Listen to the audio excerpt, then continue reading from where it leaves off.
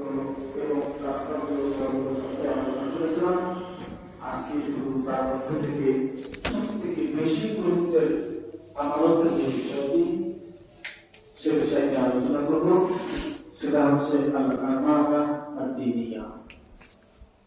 আল আমানা আদ-দীনিয়া, দ্বীনি বিষয়ের আমানত, যেটা হচ্ছে সকল আমানতের মূল। তো দ্বীনি বিষয়ের আমানত, এটা হচ্ছে আল আমানাতুল উযমা, সব থেকে বৃহৎ এবং সব থেকে বড়, সব থেকে গুরুত্বপূর্ণ আমানত হচ্ছে আমানাতুদ দীনিয়া। আমানাতুদ দীনিয়া এটাও আমাদের দ্বারা প্রচুর আকারে, প্রচুর ভাবে এটা খেয়ালত হয়, এটা অমান্য হয়। এবং যারা আমানতকে রক্ষা করবে, যেমন গত সপ্তাহে বলেছিলাম, যারাই রক্ষক তারাই ভক্ষক। এটা যেমন জীবনের অন্যান্য ধারায়, অন্যান্য জায়গাতে, পেশাতে যেমন যারাই রক্ষক তারাই ভক্ষক হয়ে থাকে বা হয়ে আসে, ঠিক দিনের আমানত যাদের উপরে বিশেষভাবে সমাজের মধ্যে, সেক্ষেত্রেও যারা দিনটাকে রক্ষা করবে, যারা দিনটাকে হেফাজত করবে, সেই আলেম সমাজ, যারা দিনের এলেম জ্ঞান যারা রাখেন, যাদের দ্বারা দিনের হেফাজত হতে হবে, তাদের দ্বারাই এক্ষেত্রেও আমানতের খেয়ালত হয়। এই বিষয় নিয়ে আজকে আলোচনা করবো ইনশাআল্লাহ। সম্মানিত হাজিরিন, এই আমানতের উযমা, দিনের আমানত সম্পর্কে আল্লাহ রাব্বুল আলামিন কোরআন কারিমে অনেক আয়াত উল্লেখ করেছেন। তার মধ্যে আমি দুই জায়গা থেকে দুটি আয়াত উল্লেখ করেছি। আল্লাহ রাব্বুল আলামিন বলেছেন, ইন্না আরাদনাল আমানাতা আলাস সামাওয়াতি ওয়াল আরদ, নিশ্চয় আমি আমানতকে রেখেছিলাম আসমান এবং জমিনের কাছে। ইন্না আরাদনাল আমানাতা আলাস সামাওয়াতি ওয়াল আরদ ওয়াল জিবাল, এবং রেখেছিলাম সব থেকে শক্ত, সব থেকে মজবুত পাহাড়ের উপর। কিন্তু আসমান জমিন এত বৃহৎ সৃষ্টি হওয়ার পরও, জিবাল পাহাড় এত শক্ত এবং কঠিন পদার্থ হওয়ার পরও, আমার এই দিনে আমানতকে তারা বহন করতে অস্বীকার করবে, তারা অবরোধতা স্বীকার করবে।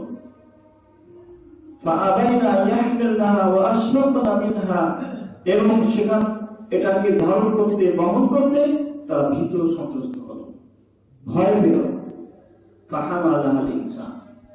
শেষ পর্যন্ত এই দিনের আমার গ্রহণ করল মানুষ।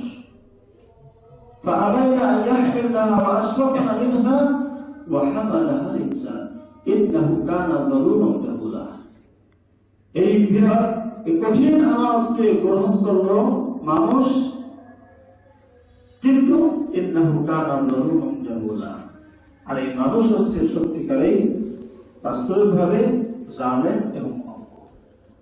জালেম এবং অজ্ঞ, যেখানে এত বৃহৎ আল্লাহর সৃষ্টি, তারা এটাকে বহন করতে রাজি হলো না। তারা জানে যে এটা অনেক কঠিন, এটা বহন করা, এটাকে রক্ষা করা আল্লাহ রাব্বুল আলামিনের এই দিনে আমানত, এটা অনেক ভারী। ফলে তারা পারবে না, অস্বীকার করে দিল, অপারগতা স্বীকার করলো। কিন্তু মানুষ গ্রহণ করলো, ইন্নাহু কানা যালুমান জাহুলা, আর তারা হচ্ছে প্রকৃতপক্ষে জালেম, যেহেতু আমানত দিয়ে সেটাকে রক্ষা করবে না, আমার বহন করবে, সেটাকে না বুঝে, না জ্ঞান করে, সেটা ভারত, সেটা দায়িত্ব বুঝতে না বুঝে গ্রহণ করলো, এবং আমানতকে গ্রহণ করার পরে সেটাকে রক্ষা করবে না, নিজেদের উপরে জুলুম করবে। এজন্য আল্লাহ রাব্বুল আলামিন তাদেরকে জালেম এবং অজ্ঞ হিসেবে আল্লাহ রাব্বুল আলামিন তাদের বাস্তবতা তুলে ধরেছে। আজকে গতকালকে আমাদের জাতীয় নির্বাচনের মাধ্যমে যারা দায়িত্বে যারা আসবেন, সবাই দায়িত্ব চেয়ে নিয়েছে। ম্যাক্সিমাম প্রার্থীরা দায়িত্বকে চেয়ে নিয়েছেন। দায়িত্ব যে কত বড় আমানত, জাতীয় পর্যায়ের দায়িত্ব। গত সপ্তাহে আমরা আলোচনা শুনেছিলাম যে প্রত্যেকটা ব্যক্তি, পরিবার, সমাজ, প্রত্যেকটা মানুষের দায়িত্বশীল। স্বামী স্ত্রী একে অপরের দায়িত্বশীল, স্বামী স্ত্রী একে অপরের জন্য আমানত, চাকর মালিকের কাছে আমানত, প্রজা রাজাদের কাছে আমানত, এবং রাষ্ট্র পরিচালনা, এই নেতৃত্ব, এই আমিরত্ব, এটা আমানত।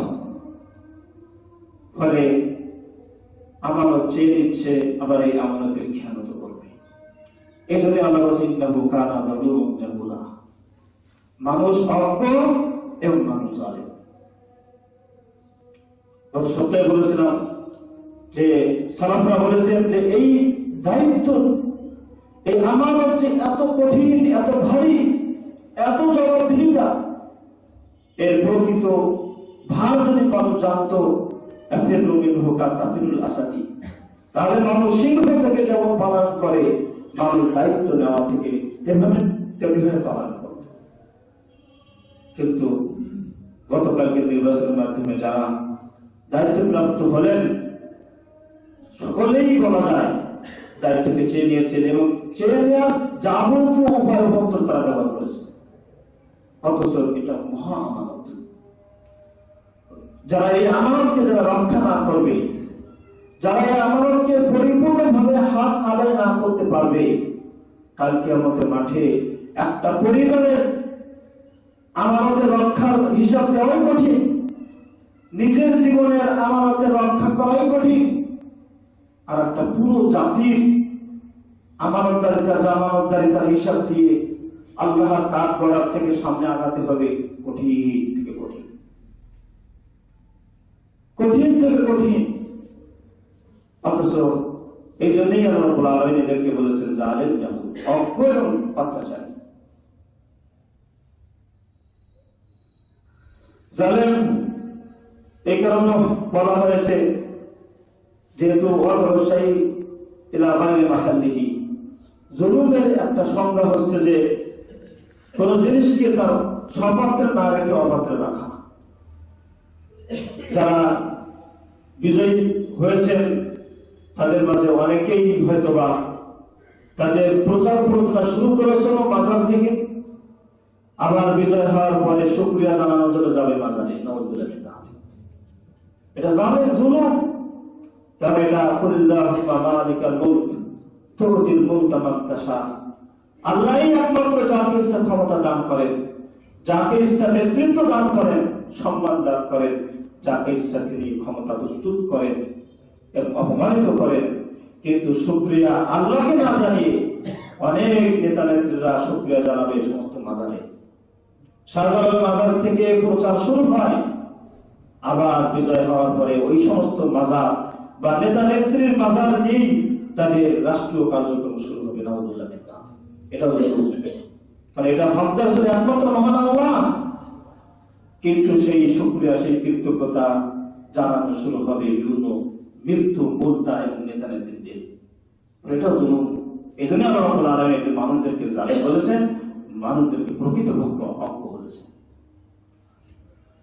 সম্মানিত হাজিরিন, আজকে আমার যে বিষয় নিয়ে যে দ্বীনি আমানত, দ্বীনি আমানতটা সব থেকে বড় আমানত। এই জন্য আল্লাহ রাব্বুল আলামিন কোরআন কারিমে এই আমানতের সব থেকে ভারী হিসেবে আল্লাহ উল্লেখ করেছেন, ইন্না সানুলকি আলাইকা কওলান সাকিলা।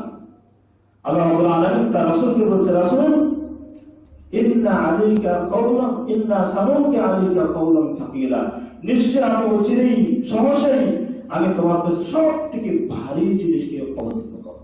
আল্লাহু আকবার।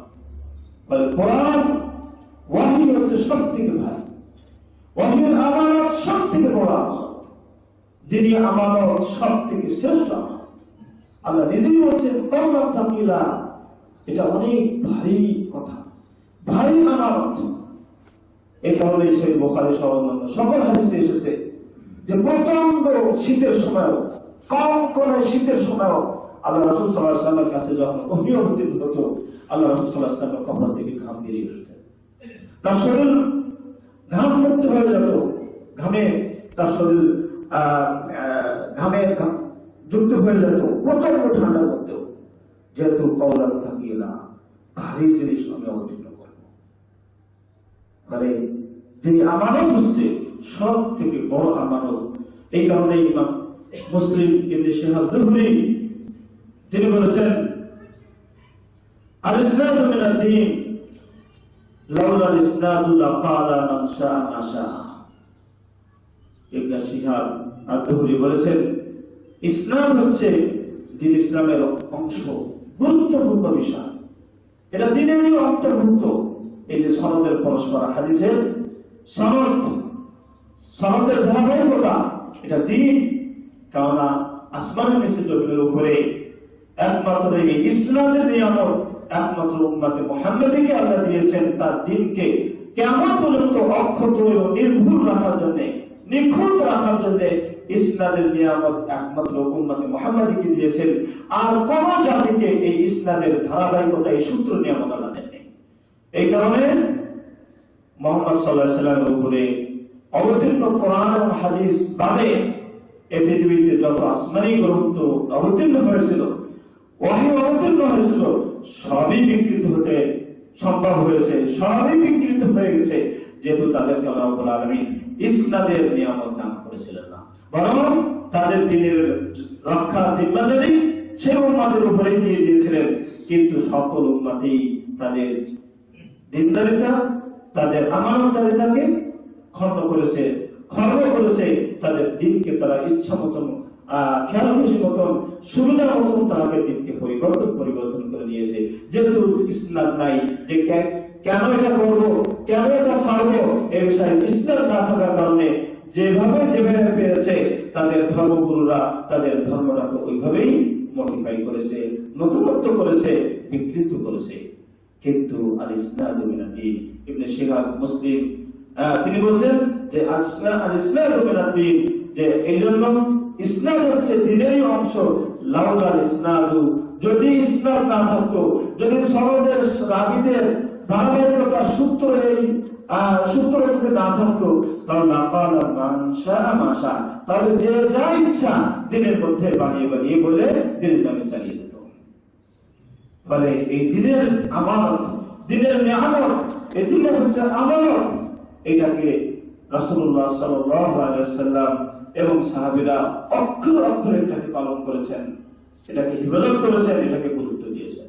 এই কারণে শব্দের একটু চেঞ্জ হলেই স্বয়ং রাসূলুল্লাহ সাল্লাল্লাহু আলাইহি ওয়াসাল্লাম নিজেও এই দ্বীনের আমানত রক্ষার জন্য শব্দকে, সাহাবীদেরকে চেঞ্জ করতে দেয়নি। যদিও অর্থে একই, যদিও একই অর্থ, মানা, মিনিং একই, শব্দ আলাদা, এরপর ওয়াহিতে যেভাবে আসছে সাহাবীদেরকে সেভাবেই শুধরে দিয়েছেন, যেহেতু দিকটা হচ্ছে আমানত।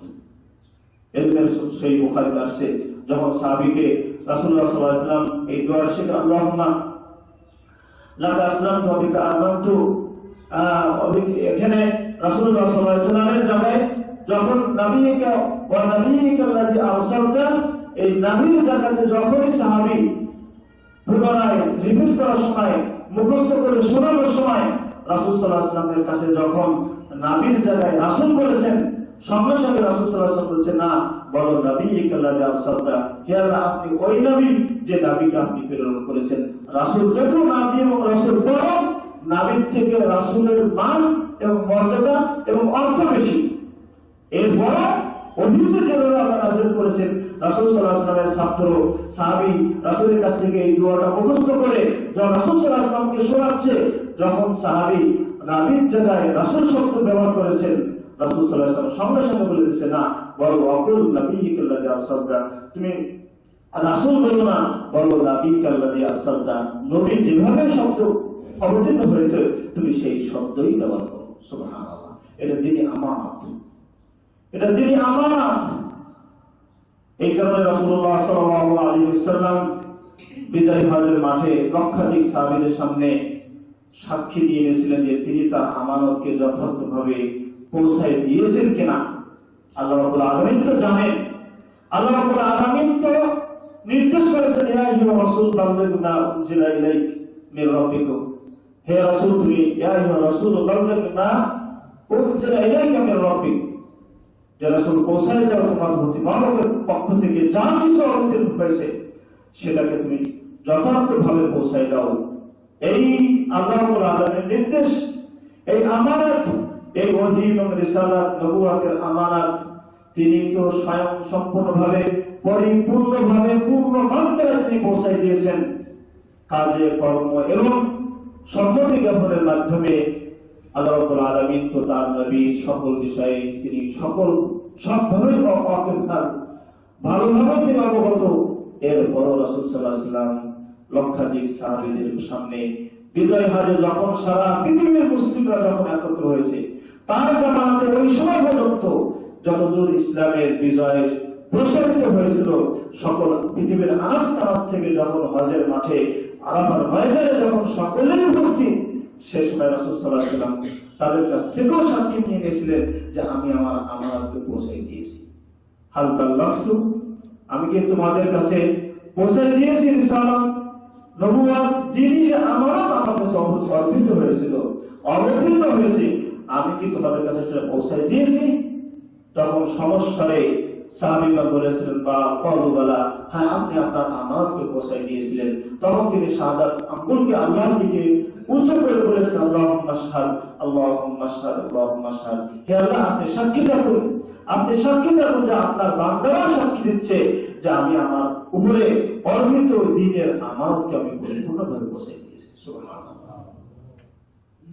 আল্লাহ রাসূল সাল্লাল্লাহু আলাইহি ওয়াসাল্লাম আমানতকে, দ্বীনের আমানতকে যেভাবে আল্লাহ রাব্বুল আলামিন নাযিল করলেন, সেভাবেই তিনি তার জাতি উম্মতের কাছে পৌঁছাই দিলেন। অথচ সেই আমানত নিয়ে আজকে আমাদের সমাজে, ভারত উপমহাদেশে বা বর্তমান সমাজে দ্বীনি আমানতের অবস্থা কত নিচে নেমে গেছে, যা সর্বভারতের মাধ্যমে আমরা দেখতে পেলাম। বছরের বিভিন্ন সময় দ্বীনি আমানতের কত খেয়ানত হচ্ছে।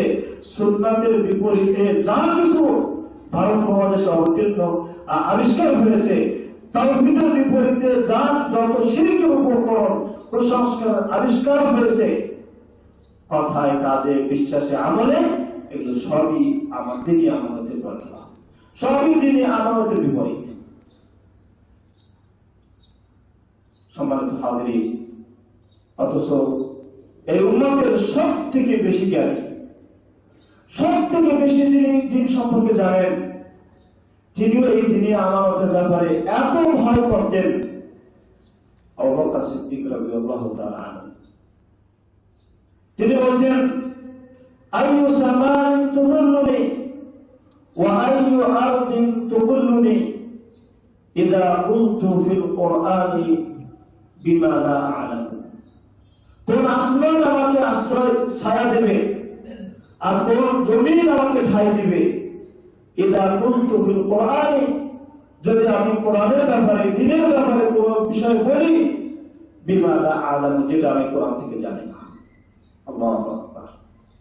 তাহলে আবু বকর সিদ্দিক রাদিয়াল্লাহু তাআলা আনহুর মতো দ্বীনের এত বড় জ্ঞানীর ব্যক্তি এই দ্বীনি আমানতের রক্ষার জন্য, দ্বীনি আমানতের কত বড় গুরুত্ব এবং কত বড় ভারী, সেটার ভয়ে তিনি বলতেন, কোন আসমান আমাকে ছায়া দেবে, কোন জমিন আমাকে আশ্রয় দেবে, যদি আমি কোরআনের বিষয়ে এমন কোন কথা বলি যে বিষয় আমি কোরআন থেকে জানি না, ওয়াহী থেকে জানি না।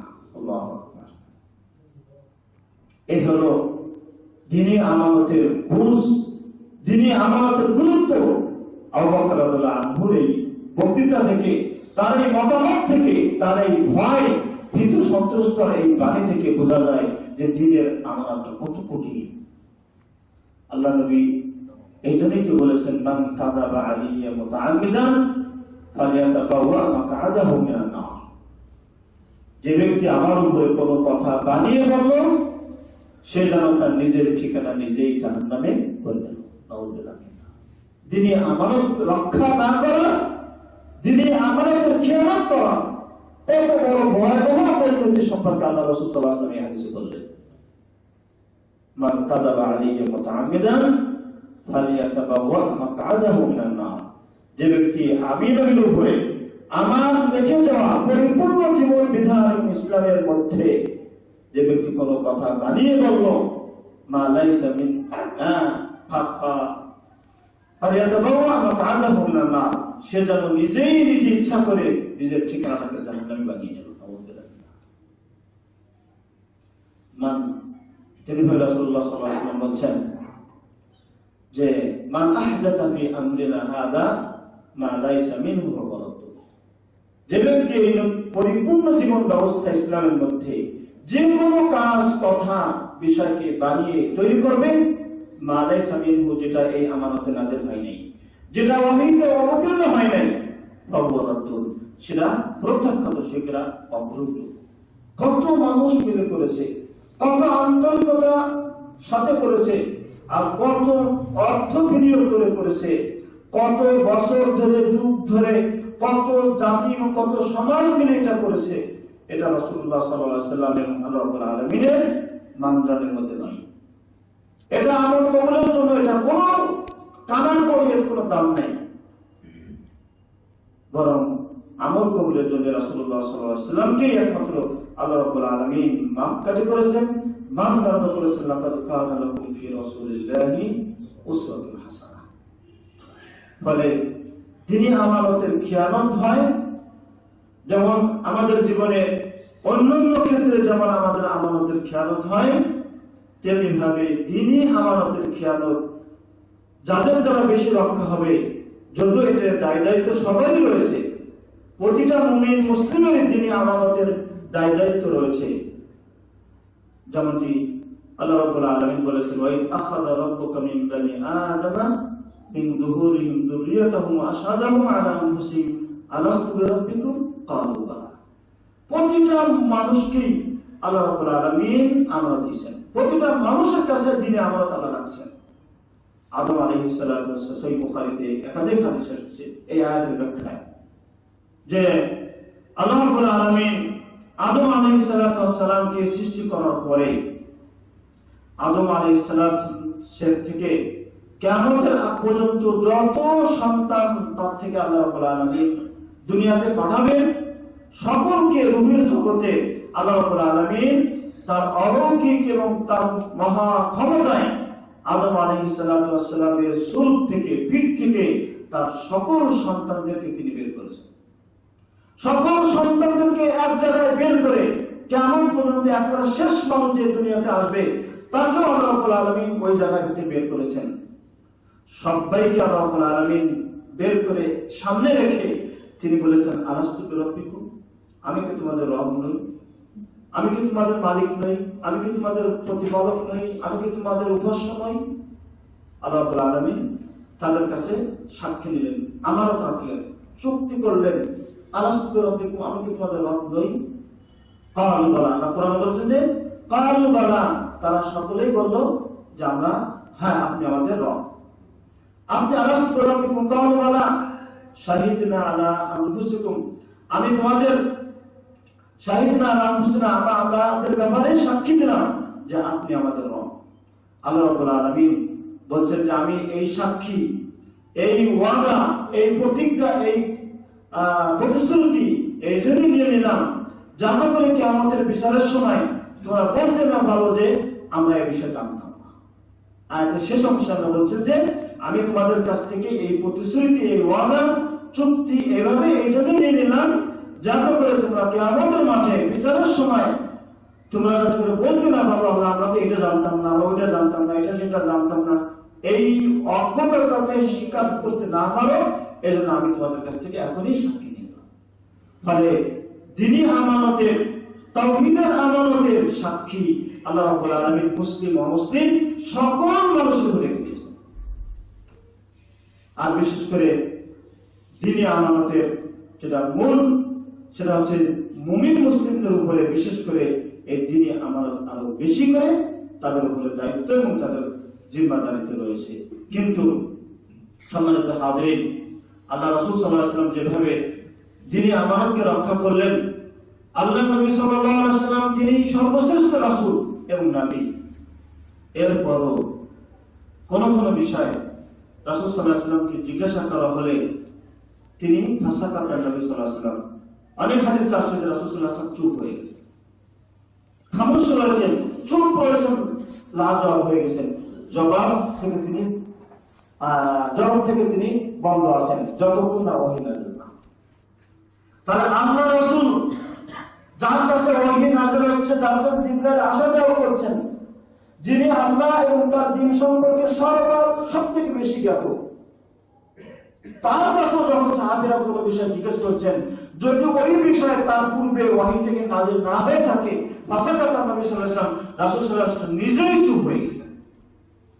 কিন্তু আজকে দ্বীনি আমানত যাদের কাছে আমাদের রয়েছে, আজকে যারা আলেম সমাজ আমরা, আজকে যারা আমরা ইমাম এবং খোতাবা, যারা খতিব সাহেব আমরা, আমাদের কাছে দ্বীনি বিষয়ে যদি কোনো জিজ্ঞাসা আসে, আমাদের যারা থাকুক বা না থাকুক, জবাব দিতে আমাদের কারো দেরি হয় না, জবাব দিতে একটু দেরি হয় না, কোনো বাধা হয় না। অথচ স্বয়ং হাদিসে আছে ফাসাকাতা নবী সাল্লাল্লাহু আলাইহি ওয়াসাল্লাম রাসূল হয়ে চুপ হয়ে গেছেন, আর আজকে আমরা উম্মত হয়ে আলেম হয়ে যারা না থাকলেও জানি করে দিচ্ছি। শুধু আলেম কেন, যদি আরো একটু প্রশস্ত করি, তাহলে আলেম ছাড়াও যারা আমরা মাদ্রাসাও পড়াশোনা করি নাই, ইসলামী অথবা স্টাডিও করি না, গবেষণাও করি না, অন্যান্য বিষয়ের উত্তর দিতে দেরি করলেও দ্বীনি বিষয়ের উত্তর দিতে কেউ দেরি করে না, চট করে দ্বীনি বিষয়ের উত্তর। সবাই আমরা মুফতি, সবাই আমরা ইসলামের ব্যাপারে জানো, মানে স্কলার। অথচ আবু বকর রাদিয়াল্লাহু আনহু বলছেন যে কোন আসমান আমাকে আশ্রয় দেবে আর কোন জমিন আমাকে ঠাঁই দিবে যদি আমি না জানি ইসলামের কোনো কথা বলি। রাসূল বললেন যদি না জেনে কথা বলে তার নিজের ঠিকানা দিয়ে নিজে জাহান্নামে করে নিল।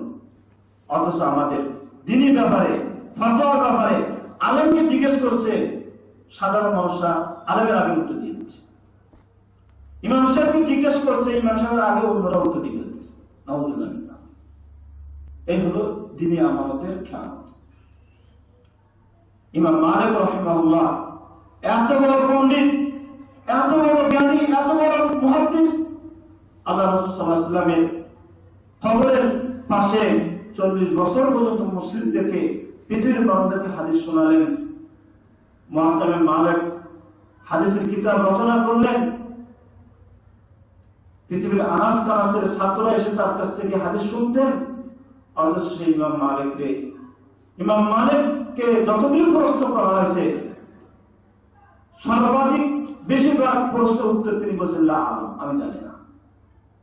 40টা না কতটা প্রশ্ন করা হয়েছিল, তার মধ্যে মাত্র কয়েকটা প্রশ্ন উত্তর দিয়েছেন, আর অধিকাংশ প্রশ্নের উত্তরে বলছেন লা আলাম, আমি জানি না। আর আমরা 40টা জায়গায় একটাও আমাদের উত্তরের কোনো বাধা নেই, অ্যান্সারের কোনো দ্বিধা নেই। এই হলো আমাদের দ্বীনি আমানতের অবস্থা, দ্বীনি আমানতের অবস্থা। এই কারণে আজকে সমাজে শিরক, তাওহীদের বিপরীতে শিরকের সরাসরি, সুন্নাতের এগেইনস্টে বিদআতের এত মজা। কারণ দ্বীনি বিষয়ে কথা বলতে ভয় লাগে না, কোরআন ও হাদিসের বিষয়ে কথা বলতে আমাদের মানে বাধা হয় না। এই কারণেই যার যেটা মনে চাচ্ছে দ্বীনের নামে চালিয়ে দিচ্ছে, দ্বীনের নামে করে চলছে।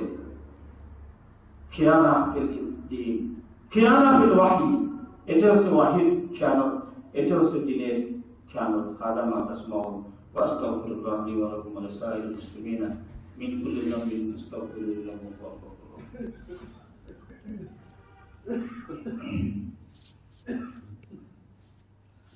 الحمد لله رب العالمين والعاقبة للمتقين والصلاة والسلام على رسوله الكريم نبينا محمد وعلى آله وصحبه أجمعين أما بعد।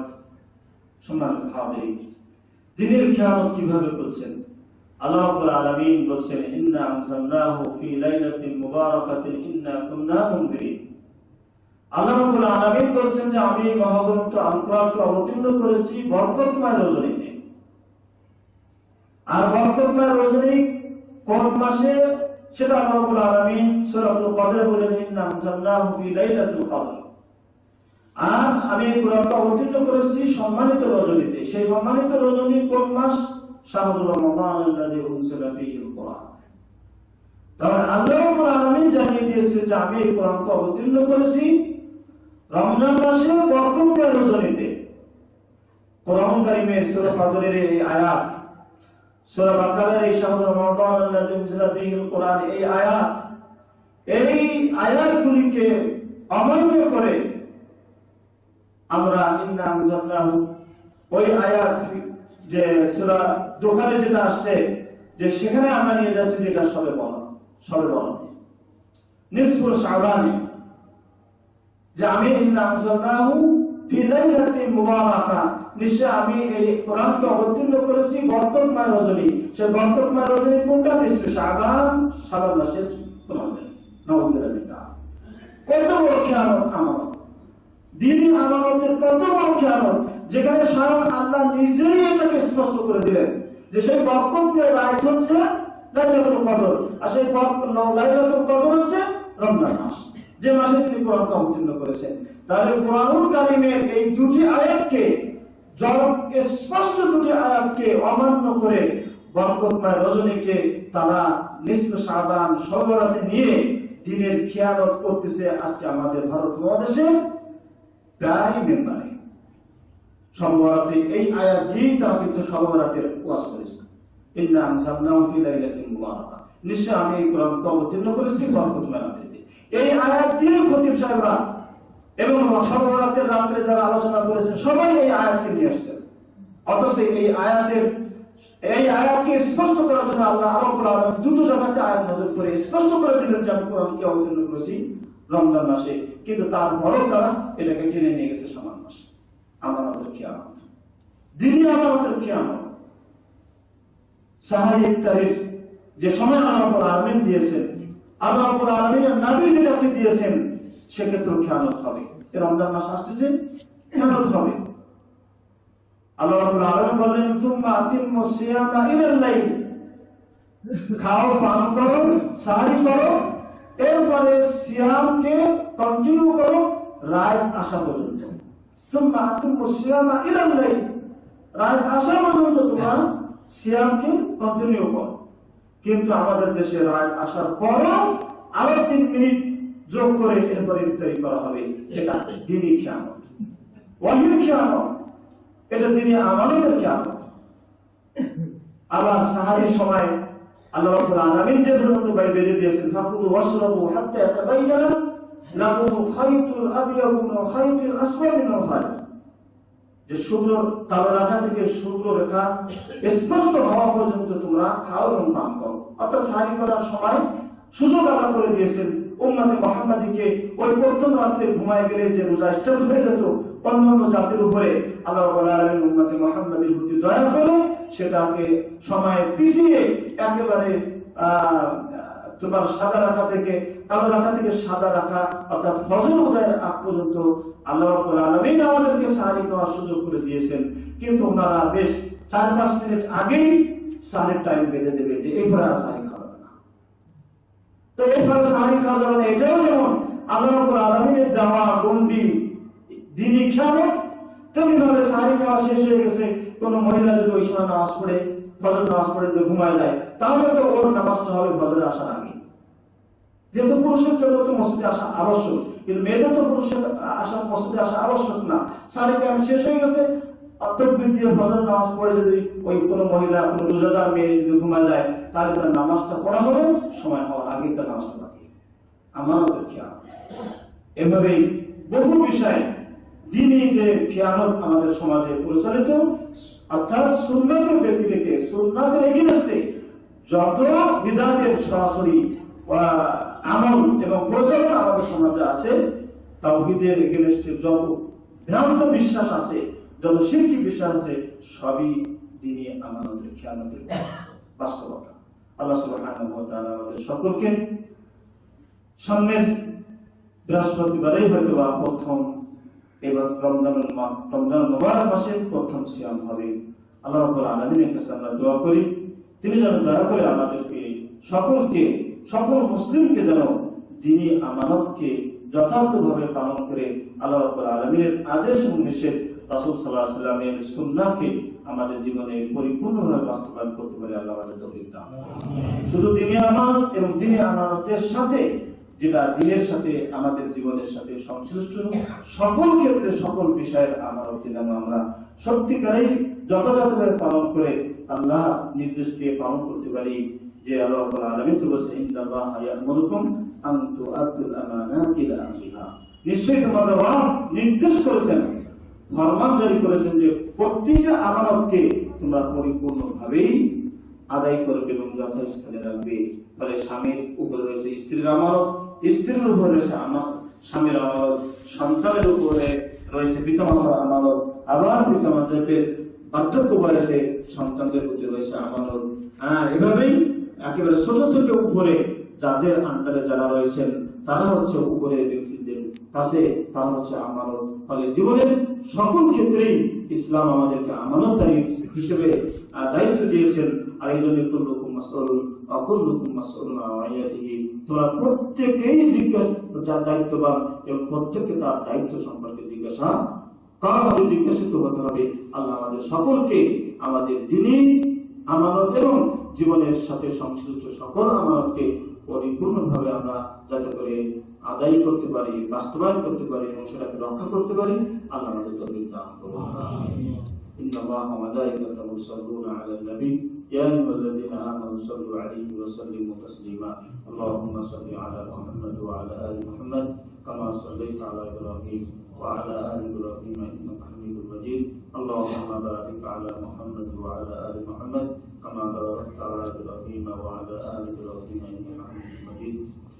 আমাদের আলমাদ আসসালামের পক্ষ থেকে রমজানের তোহফা সাহিব তারিখ ক্যালেন্ডার পৌঁছে গেছে আলহামদুলিল্লাহ।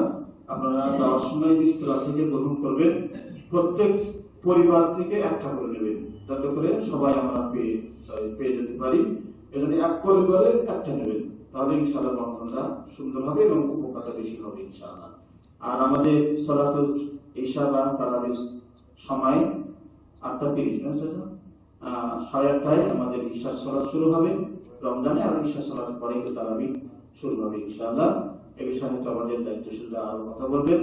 আল্লাহ রাব্বুল আলামিন যেন আমাদের সকলকে ওই রমজান মাস পাওয়ার মতো তৌফিক দান করেন এবং রমজানের দায়িত্ব পূর্ণ মাত্রায় আমরা আদায় করি।